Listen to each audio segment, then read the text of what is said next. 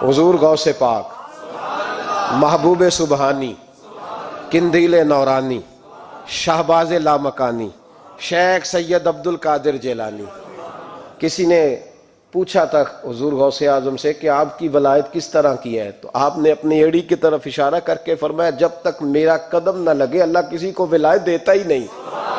تو میری ولایت کی بات کرتے ہو، میں جب تک مور نہ لگاؤں اللہ کسی کو ولی بناتا۔ شیخ سعدی بول پڑے، کہنے لگے غوث اعظم درمیان اولیاء چوں محمد درمیان انبیاء۔ حضور غوث اعظم رضی اللہ تعالیٰ عنہ کا ولیوں میں وہی مقام ہے جو نبی پاک کا نبیوں میں مقام ہے۔ امام الاولیاء، سرتاج الاولیاء حضور غوث پاک رضی اللہ تعالی عنہ۔ حضور غوث اعظم رضی اللہ تعالی عنہ فرماتے میں تقریر نہیں کرتا تھا، تعلیم مکمل کر لی بات نہیں کرتا تھا۔ میں کہتا تھا میں کیسے لوگوں کے سامنے واز کروں، کہتے ہیں مجھے خواب میں مصطفیٰ کریم کا دیدار نصیب ہوا۔ محبوب نے فرمایا عبد القادر بات کیوں نہیں کرتے؟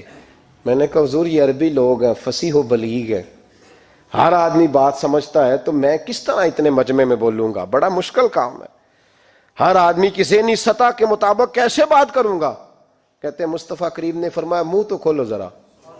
کہتے ہیں میں نے منہ کھولا تو حضور نے 7 دفعہ لعاب دہن میرے منہ میں ڈال دیا۔ فرمایا اب تو بولتے جانا اور میری برکتیں تیری مدد کرتی جائیں گی۔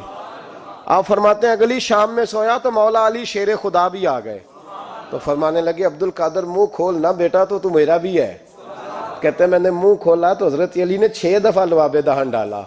میں نے کہا حضور آپ نے 6 دفعہ ڈالا ہے، تو خواب میں حضرت علی فرماتے ہیں، کہتے ہیں بیٹے میں نبی پاک کے برابر تو نہیں نہ ہو سکتا، میں نبی پاک کے برابر، حضور نے 7 دفعہ ڈالا ہے تو 6 دفعہ اس لیے ڈالا ہے کہ میں حضور کے برابر۔ صحابہ تو خواب میں بھی آ کے کہتے ہیں ہم نبی کے برابر نہیں، تو کیسے نبی کے برابر بن گیا؟ وہ تو خواب میں بھی آ کے کہتے ہیں کہ ہم حضور کے برابر ہیں، تو زندگی میں دعوے کرتا پھرتا ہے۔ حضور غوث اعظم فرماتے ہیں بس پھر چھوٹی سی مسجد، اور اس میں نے تقریر شروع کی، میں اکیلا ہی چلا تھا جانب منزل مگر، پھر لوگ ملتے ہی گئے، پھر کارواں بنتا گیا۔ فرماتے ہیں چھوٹی سی مسجد، پھر مسجد بڑی ہوئی، پھر مجمع بڑھ گیا۔ فرماتے ہیں پھر جامع مسجد، پھر مجمع وہاں بھی کم پڑ گیا، پھر بغداد کی عیدگاہ وہ بھی بھر گئی تو صحرا میں جا کے خیمے لگ گئے۔ کہتے ہیں تقریر ہوتی تو ہزاروں کا مجمع، ہزاروں کا۔ ملا علی قاری کہتے ہیں غوث اعظم کے اجتماع میں 70 ہزار لوگ شریک ہوتے تھے، ہزاروں علماء کاغذ قلم لے کے بیٹھے ہوتے تھے کہ غوث پاک جو باتیں بیان کریں گے تفسیری نقطے ہم نے نوٹ کرنے۔ اور حضور غوث اعظم کو اللہ نے یہ کمال دیا تھا، کمال، یہ آپ کی کرامت تھی کہ بغیر سپیکر کے بولتے تھے، جیسی سمجھ پہلے والے کو آتی تھی ویسی آخری والے کو آیا کرتی تھی۔ آج نا کرامت کی بات آتی ہے تو بندے چھپنے لگ جاتے ہیں، کہتے ہیں نہیں یہ نہیں ہو سکتا، بڑا مدافعانہ سا عمل، بڑا شرمندہ سا لب و لہجہ جی وہ غوث پاک۔ ایک دن ایک صاحب کرامت بیان کر رہے تھے تو بڑے جھجک کے حضور غوث اعظم، میں نے کہا تو بیٹھ مجھے بیان کرنے دے، تو ڈر رہا ہے کرامت سے ڈر رہا ہے، مجھے بیان کرنے دے، میں بیان کرتا ہوں، مجھے بیان کرنے دے۔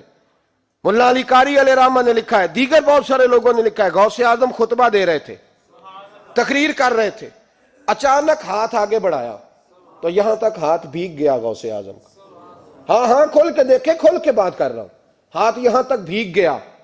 مرید کہتے ہیں ہم نے پوچھا حضور پانی بھی کوئی نہیں، ہاتھ بھیگ گیا۔ میں چپ کر کے سبق پڑھو، شاگردوں کو پڑھا رہے ہیں، چپ کر کے سبق پڑھو۔ تھوڑی دیر گزری، چند گھنٹے تو ایک قافلہ آ گیا، سارے لوگ پانی میں بھیگے ہوئے ہیں۔ حضور غوث اعظم کے سامنے کھڑے ہوئے، کہا حضور آپ نے بڑی کرم نوازی فرمائی، بڑی کرم نوازی۔ وہ شاگرد کہنے لگے ہوا کیا؟ تو وہ لوگ کہنے لگے کشتی میں بیٹھے تھے تو کشتی ڈوبنے لگی، ہم نے کہا یا شیخ عبد القادر جیلانی، خدا کے فضل سے ہم پر ہے سایہ غوث اعظم کا، ہمیں دونوں جہاں میں ہے سہارا غوث اعظم کا۔ کہتے ہیں حضور غوث اعظم نے وہاں بیٹھے ہاتھ لگایا اور ڈوبتی کشتی کو باہر نکال لیا، اور ڈرنے لگے، کہنے لگے جناب یہ کرامت لوگ نہیں مانیں گے۔ تو میں کہا جنہیں نہیں مننا نہ مننے۔ ایک عیسائی مسلمان دونوں جھگڑا کر رہے ہیں، غوث اعظم گزر رہے ہیں، جھگڑا ہو رہا ہے۔